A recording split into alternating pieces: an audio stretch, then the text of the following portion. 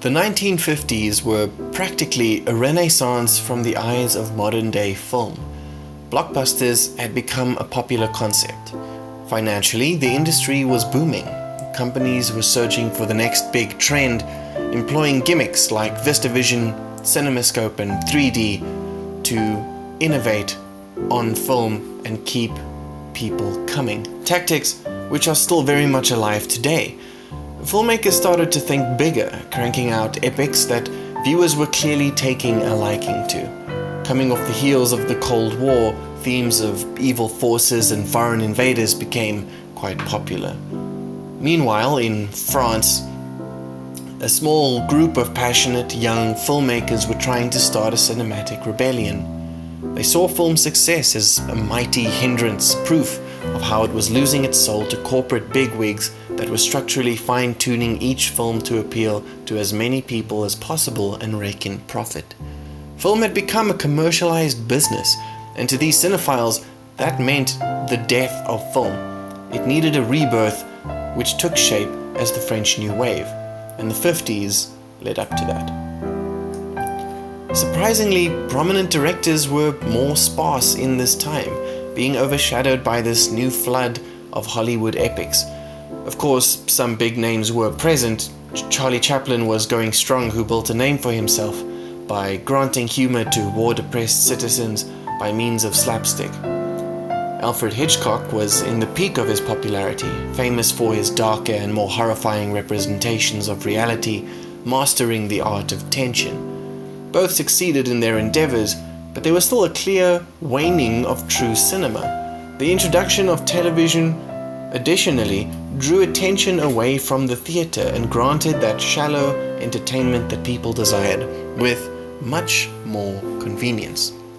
Enter Ingmar Bergman, a Swedish director who hadn't really made waves in America until the release of Wild Strawberries. It was lauded as a masterpiece in Europe, which garnered it international attention. Bergman had a unique approach to cinema. Gone were the flashy, blockbuster-themed sets, out with the grand narratives. Wild Strawberries delved beyond Chaplin's humor or Hitchcock's gripping fear. Bergman tackled the unconscious mind. Now, this is all speculation on the zeitgeist of the time, but I imagine that living through wars leads to trauma, sometimes subconscious trauma. People were in a sorry state and turned to cinema to forget their worries. Hitchcock is an exception to some degree, however, I feel he capitalized on their fear instead. Wild Strawberries dropped the shallow facade and looked at the characters. The depression, isolation, longing for the good old days. The characters had to directly confront those feelings, presenting the very opposite of what people were doing in reality. That might explain why, even though it was seen as a masterpiece in many regards, Americans particularly were quite divided.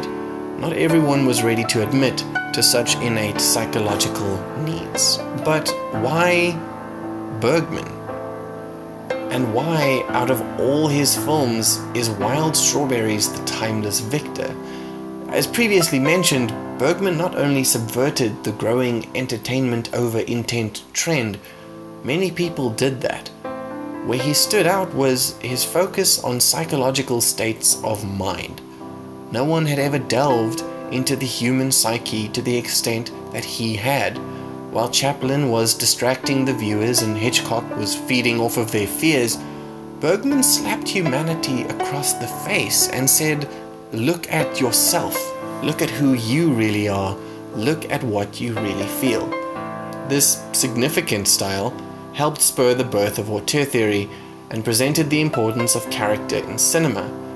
The interesting inkling is that most of Bergman's films already did this, but Wild Strawberries carried with it something that his other films did not. While he was always exposing the truth of the suffering human condition, Wild Strawberries added one more element: hope.